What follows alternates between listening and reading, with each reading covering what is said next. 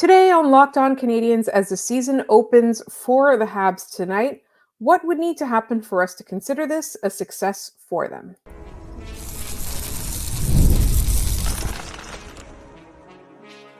You're Locked On Canadiens, your daily podcast on the Montreal Canadiens, part of the Locked On Podcast Network, your team every day.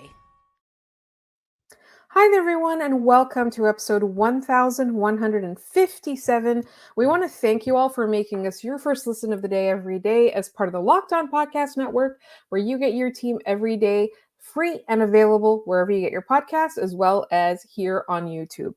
And today's episode is brought to you by Gametime. Download the Gametime app, create an account, and use code LOCKEDONNHL for $20 off your first purchase. My name is Laura Saba, also known as the Active Stick. Very excited to talk about a Habs season with you once again. And I'm joined, as always, by my new co-host who will be covering the season for the first time, Ian Boisvert. When I say new, I mean, 2 months. It's been 2 months, but It will be the first time for him to cover a season. Ian, how excited are you to start talking regular season NHL hockey on this podcast? I'm happy that all of the hypotheticals go away, right? Like it becomes a matter of how can they actually perform. We don't have to say, once we see them play in the regular season, this is how we'll feel. We'll just have feelings. That'll just be this show moving forward is our reaction to games. Very much looking forward to it in a season that is very exciting for this team. Expectations for the first time in the Kent Hughes, Marty St. Louis era. Obviously not very high ones, but certainly higher than they were in past years. So feeling good, ready to get this started. So I do want to talk about those heightened expectations, heightened as compared to last year and the year before, but not heightened to the point where, the Canadiens are winning the Stanley Cup. So in our first segment, we're going to talk a little bit about what we would define success as for this iteration of the Montreal Canadiens team. In our second segment, we're going to preview that game against the Leafs. And then in our final segment, we're going to do NHL-wide predictions. But let's start with success. So Ian, subjectively, how, in your mind, what would need to happen for this Canadian season to be considered a success? I think all of the things that we've talked about all summer need to take steps forward. I think this season is a success if they have climbed their way out of the basement. That doesn't necessarily mean they're ready for contention, but it means that Montreal and maybe Anaheim and Columbus and San Jose and Chicago, they're not mentioned in the same breath anymore, right? We shouldn't be, at least hopefully, shouldn't be doing tank watch in January, right? We should be looking forward to this team moving out of the basement, not only in the standings, but their offense needs to take a step forward. Nick Suzuki, Cole Caulfield, they're another year older. So is Uri Slafkovsky. Kirby Dach is getting, hopefully, his first full long look in Montreal. And he looks primed for a breakout season as well. The power play, I mean, if they paid us, based on how many times I mentioned the power play, I could have retired yesterday. That needs to be fixed. We harp on it because it's a massive issue. It is something that we are going to watch all season for improvement. So I know it's not much of a prediction or not much of an expectation, but a step forward. It's something we've talked about since they acquired Patrick Laine. They need a step forward. I absolutely agree. So for me, I think there are specific milestones, goals, things like that I'm looking for in this season. I want Nick Suzuki to hit that 80 points. I want him to pass that 80 points. I think that's the number one thing, right? So how does that happen? A, if he's surrounded by the best line mates. B, if he's not doing all of the assignments all by himself. He was relied upon a lot in the last couple of seasons. The Canadiens do have a lot more depth now, so I want to see a little bit more of that being taken advantage of. So he's able to be a little bit more offensive minded. I want those points for Nick Suzuki. So that really, that's a team effort. Like if everything gets better, Nick Suzuki has to do fewer things and he can really focus on putting pucks into the net. The Canadiens having hopefully two top lines, like a legitimate top six, particularly after Christmas.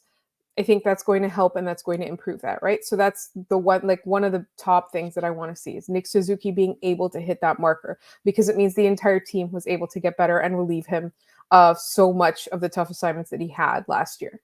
The other thing that I want to see from this team is a very much improved power play. I cannot deal with another year of having one of the lowest ranked power plays in the NHL, because at this point, there's been so many different people on this team. There have been so many injuries, so many call-ups, so many rookies making the team, so many people being traded away. Like the personnel has changed a lot.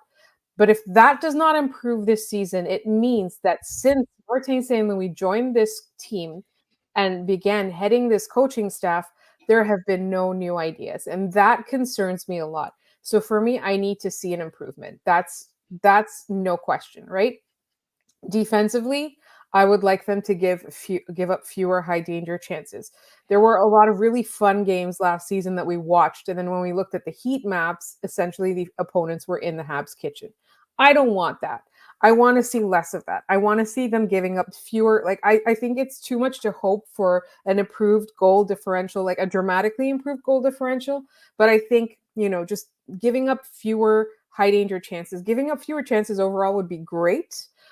Particularly, obviously, as well when they are on the penalty kill, because their even strength game was pretty good. I would like it to translate a little bit, obviously, to more shots directed at the opponent's net. And if we stop seeing that cursed drop pass when they're trying to enter the zone, I think, that's a big deal. So those are a couple of things that I want to see. In terms of the standings, I want them to be looking outside the top 10 when they're drafting, which sucks because that's not really what you want. You want the better pick, but it means that they improved, right? Like, as you mentioned, they are out of the basement. So those are really the key things that I'm looking for. I'm looking for a player like Juraj Slafkovsky not to take a step back.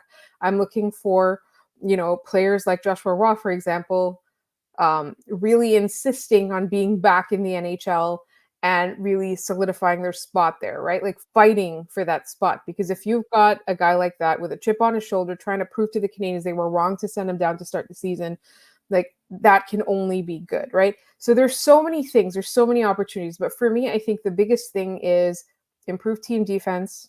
That's a big one.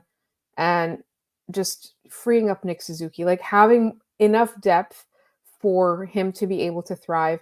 And then again, improve power play. Like it really, something dramatic needs to happen. Either they need to hire somebody specifically for that reason, or, this coaching staff needs to entirely change the way that they do things.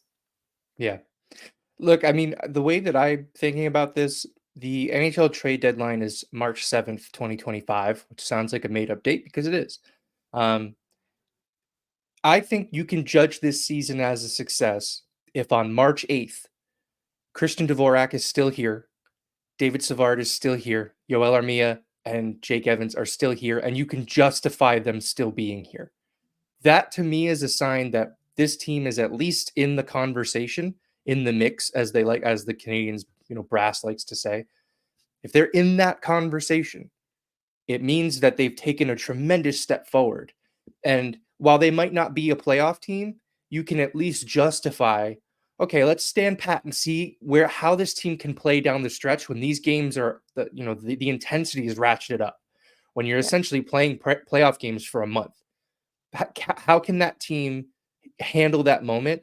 And like I said, if all of those UFAs are still here, it means that the management at least wants to give that a shot, which would be a massive win for this, the build of this team moving forward. I also love that expression, in the mix, because like, what mix is it? You could be in the mix for like the number one overall pick. You could be in a cake mix. Like, you know what I mean? Yeah. Like, it's such a great expression, but I absolutely agree with you there. I think, in that conversation is a big thing. Playing meaningful games is a big thing. And so if it's not a fire sale on March 7th or leading up to March 7th, I think it's a huge step forward. Speaking of a huge step forward, they have to conquer very many monsters and demons this week, starting with the Toronto Maple Leafs, a team we love to hate. And we're going to preview that game and talk a little bit about Justin Barron getting a shot. And that's coming up in just one moment here on Locked On Canadiens. This episode is brought to you by Gametime. Let me tell you a little bit about Gametime. How often are you looking for tickets to an event? Maybe like a hockey game, maybe a home opener, you never know. And you are looking for that event and it's hard to find tickets or everything's overpriced. And let me tell you, the Gametime app is here to help you. It takes the guesswork out of buying tickets in so many ways. They have so many deals. They have last minute deals. You can get last minute tickets. They've got flash deals, zone deals. One of the things I love about Gametime is that you can preview the view from your seat so you know what you're getting into. And another way you can know what you're getting into is to toggle the feature that lets you see the all-in pricing. So there will be no hidden fees for you at checkout. And I honestly, like, Gametime is truly something that simplifies your life in so many ways. So take the guesswork out of buying tickets with Gametime. Download the Gametime app, create an account, and use code LOCKEDONNHL for $20 off your first purchase. Terms apply. Again, create an account and redeem code LOCKEDONNHL for $20 off. Download Gametime today. What time is it? Gametime.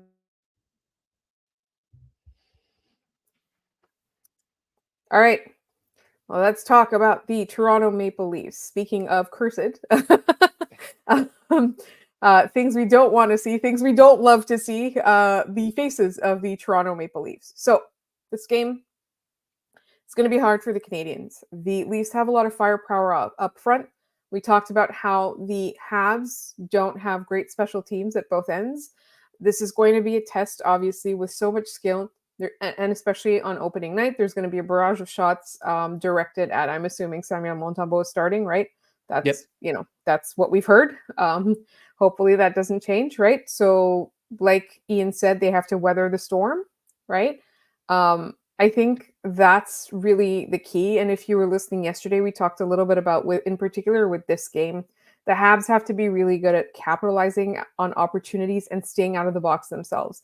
So what you really want to do is you want to be drawing penalties, which is hard when the team against you has so much more skill. And you really want to stay disciplined because at the end of the day, the Montreal Canadiens power play we know isn't great. But if you can capitalize on mistakes, I think that's really their best shot against a team that, we're still having that conversation about whether this is their year or not.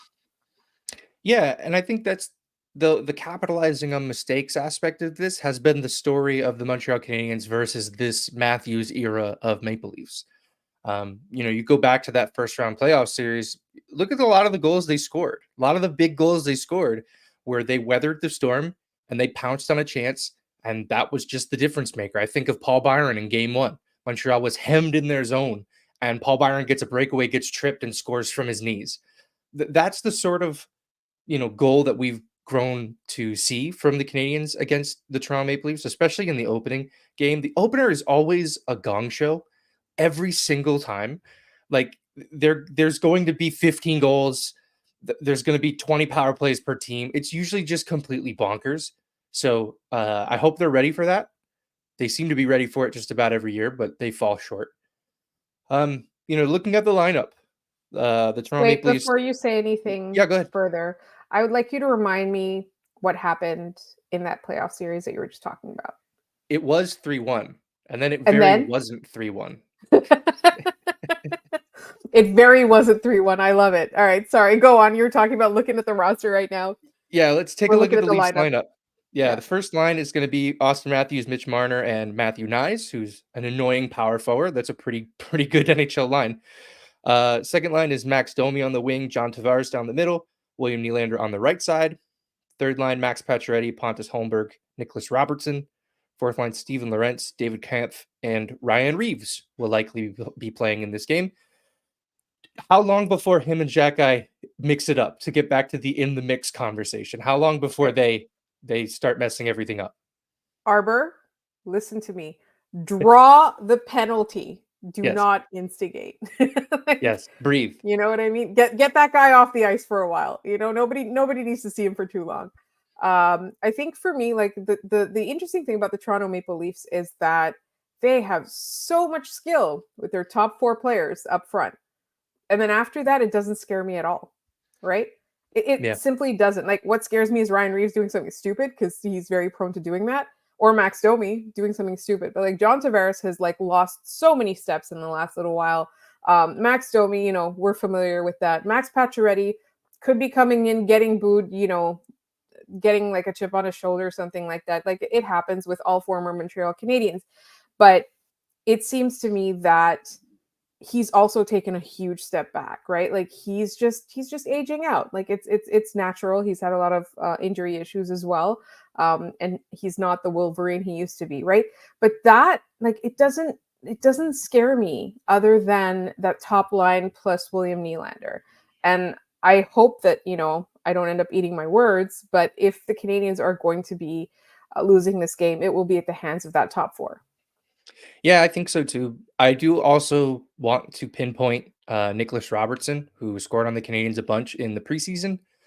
Um, he's playing on the third line, which likely means Montreal is going to use a lot of their better matchups against the top 2 lines, meaning that Nicholas Robertson may find himself in a lot of advantageous situations in this game. He's got a really, really, really good shot. We saw it firsthand when he was playing against Montreal in the preseason. I feel like he scores against Montreal all the time and then doesn't score much against anybody else. If he played Montreal 82 times, he'd win the Rocket. Like, that's the kind of player this is against the Montreal Canadiens. So the real changes for the Leafs are on the back end. Morgan Rielly gets a legitimate right shot defense pair in Chris Tanev. Stanley Cup winner Oliver Ekman-Larsson is the second pair with Jake McCabe, and then Simon Benoit and Connor Timmins on the third pair. It's definitely better than we've It's seen balanced. in the past for the Leafs. It's much far more balanced. Yeah. Yeah. But does Chris Tanev move the needle for you, meaningfully when it comes to analyzing the Toronto Maple Leafs? I think a little bit. Like, he is aging out too, right? Like, that is, like, he's a veteran at this point. But Morgan Rielly getting a legitimate defensive partner, and it wasn't going to match his talent, whoever they had, right? That's tough to do in this league. So I think it does really improve their defense, and that does scare me a little bit. Like, I do think, like, again, I'm not saying, like, when I'm saying like the Leafs like bottom 6, or like, everyone after Nylander doesn't scare me all that much. I'm not saying like this team isn't legitimately good and legitimately scary, particularly when they're matched up with our Canadiens. I'm just saying that, like, the improvements on defense feel a lot more significant to me than their improvements on up front. Yeah, they didn't really do much up front. There's not a ton different from the lineup that finished last season. Yeah. So, so that's the thing that worries me, is that they actually really did make good moves. Yeah, they did the things that they've been, told they should do for years. I mean, Chris Tanev is not a player that Kyle Dubas would have acquired, at least in my opinion, right? Yeah. Like, he's not going to show up on, the blue and red charts particularly well. But he's a pain in the butt to play against. And that's the kind of guy that the Toronto Maple Leafs have tried to find in different forms and have not succeeded in doing so. I wonder how much Chris Tanev has left in the tank. The deal he signed, most people were saying, last 2 years of that, he'll be on Robida Island on LTIR. It's not going to matter at all. Going into a contract with that kind of belief, to me, is really worrisome. That I think a lot of people are glazing over the fact that this guy can get hurt he does get hurt often. Mm-hmm. And he plays a very rough and tumble kind of game. So it's something that, the Leafs will have to watch out for in the future. But I still think in the immediate future, he's still going to be the pain in the butt to play against that he always has been. So one last thing that I want to get to, I know we didn't really compare goaltending, but I do want to talk a little bit about Justin Barron, because Jayden Struble is dealing with something we are likely to see. Is it confirmed or likely that we're going to be seeing Struble is out. Yeah, Struvel's Yeah. out. Okay, so sorry, I didn't get a chance to confirm that before we started recording. So Justin Barron gets a big chance to show us a lot, right? Like we know with Arbor Jackeye, this team loves him. You know, as much as we said that he had a rough preseason, he did redeem himself in the last game. I think to me, Justin Barron's the big question mark because this is literally the make or break period of the season for him. So I think this is a huge shot. So what do you expect out of Justin Barron in the game? I liked his last preseason game a lot. I thought he was very steady, solid. His skating's always been really good. He puts himself in a lot of really tough situations when he has the puck in his own zone. He doesn't often make the right play first, which is a big problem. And they'll try to shelter that pairing a lot on home ice as much as they can. I'm just looking for mistakes to not end up in the back of their net, at the expense of Justin Barron and Arbor Xhekaj. I feel like if the game isn't going their way, we're watching them pull the puck out of the net a bunch. That's Yeah. the pair I'm most worried about against the Leafs.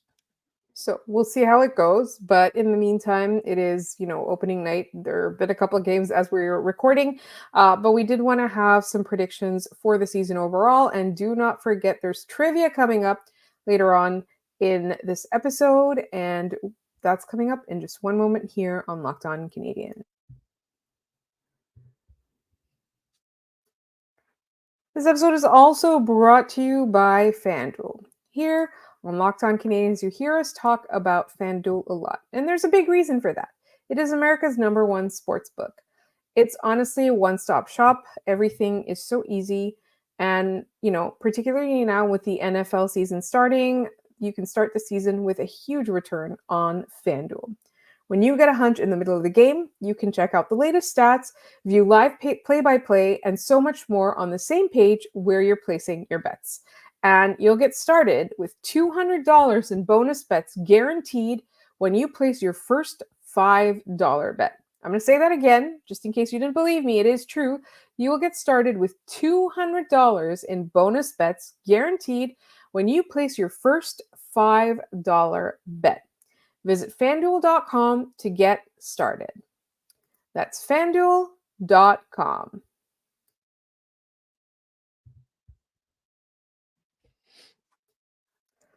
All right. It is the first game for the Montreal Canadiens. The season is underway. Let's talk a little bit about some predictions for the rest of the NHL. I'm going to start not by going with Stanley Cup. We're going to get to that in a second. The first question I'm going to ask you, Ian, is who do you think will be finalists for the Calder? Lane Hudson 3 times. Okay. No, That's exactly the answer I was looking for. I think Lane will be there. I think Macklin Celebrini is going to have a great opportunity out in San Jose. I can't pick a third. I don't know enough of the rookies. Usually the Calder race comes into focus by American Thanksgiving. We're all going, oh yeah, that guy's going to be in the conversation at the end. So we think Lane Hudson's going to be in the conversation. Yeah, I do. I think that there's not a defenseman coming into the league right now that can do what he does and that will have the opportunity to do what he does. He's playing on the second pairing. Like that's not nothing. He's a second pair defenseman in his first full NHL season. He has 2 games under his belt. That's a big deal. So yeah, I think Lane will be there.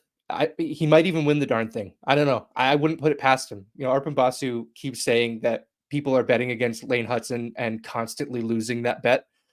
I tend to agree with him, and I will not bet against Lane Hudson. Yeah, you're smarter than that. All right. So I'm predicting, obviously, for very obvious reasons, that the Blue Jackets will be the team winning the NHL draft lottery this year. Yeah, that tracks. They haven't won one. They haven't won first overall since Rick Nash, right? So they're overdue for one. It would also be kind of nice to see Anaheim finally get one. They keep losing. They keep being one of the league's worst teams, and then just not have the lottery balls fall their way. But I am hoping, in the same way that the Canadiens are moving out of that section, I really hope those teams start to as well. It's not fun seeing the same 5 teams at the bottom of the barrel. Over and over again. Yeah, absolutely. It's not fun. And you want to see successful rebuilds in the NHL. You want to know that this draft lottery thing is actually working out, right? Yeah. And it's not being squandered by teams like the Edmonton Oilers or the New York Islanders or the Toronto Maple Leafs. So for me, like, I think it's a big thing to see that change. I was actually going to predict that Anaheim was going to be finishing with a top 10 pick, but not a top 5 pick. Oh, Um, okay. I So they're I on the way don't up. trust. Yeah, I don't trust their roster though. I think it's No, just going to be is it a confluence or confluence? Whatever, however you pronounce sure. that word. The events are going to align themselves such that Anaheim is like picking like 6th overall or something. So who do you think will win the divisions? This one's going to be really tough. Yeah, I think Florida's still the class of the Atlantic. I don't think any roster is better than theirs. I have the Devils in the Metro. I will take Edmonton in the Pacific and Dallas in the Central. I think that's a pretty meat and potatoes selection of teams there. I don't think there's anything that's all that controversial. What about you? I'm going to go a little bit off the board with some of these. Sure. So I agree with you on the Atlantic. And like a lot of our listeners have been talking as of late about like the Canadians being tough and et cetera, et cetera. I don't think it's enough to be tough. I think you have to be tough and really skilled. And I Yeah. think that's what Florida has managed to pull off. So like when we're talking about toughness, like I'm all for it. It just cannot be at the expense of skill. Like that's the really, really key thing. And I love Florida for that. Obviously I hate playing against them, but like they're really my only pick. In the Metro, I'm going to go with the New York Rangers. Not because I like them more than any other team. I just think that division is extremely abysmal if you get down to the nitty gritty of it, right? Like Yeah. there's like it's Top tough heavy. to pick. Yeah, right. So like it's hard. So like for me, like it's the Rangers all the way. So that's why I'm like a little bit different than you. I also don't like the New Jersey Devils, so I don't want them to succeed. So part of this is a bit of a bias. I agree with you on Dallas. I think I think Colorado might still be in the mix, right? Like I think Yeah. they're still fully in their window. But Dallas seems like a safe bet. And then in the Pacific, I am picking Vancouver. Not LA, not Edmonton, but Vancouver. And it's I know it's a little bit wild, but I'm feeling it for some reason. Um, Yeah. The vibes out of Vancouver the last few years have been great, which is yeah, not something we've really seen since like the late 2000s, early I would say 2010s. it's like the 15 years of just like awful vibes, and then Yeah. like lately it's been great, and they're getting better, right? Like they are making better decisions overall. It's going to be a fun time. I think it's going to be really interesting, and I like for some reason I'm feeling that. So again, this is something like we'll see at the end of the year, and then I guess can you like is there something where you think like is there an outcome of it could be anything like whether it's like a trophy winner or like a team winning or something like that that you think is like totally wild? I think that the Rangers and Igor Shesterkin will struggle to strike a deal all season. Igor has the season of a lifetime. And at the end of the year, the Rangers are signing the biggest contract for a goalie anyone has ever seen. So he's already turned down, allegedly, a deal that would make him the most highly paid goalie, but it wasn't by percentage of the cap. Carey Price's contract would have still been bigger. So I think Igor has a monster year, and James Dolan and the Rangers have to back up the Brinks truck for him. That's going to be really fun to watch. And finally, who wins the Stanley Cup? I also don't like New Jersey, but I think that they have everything they need to win now.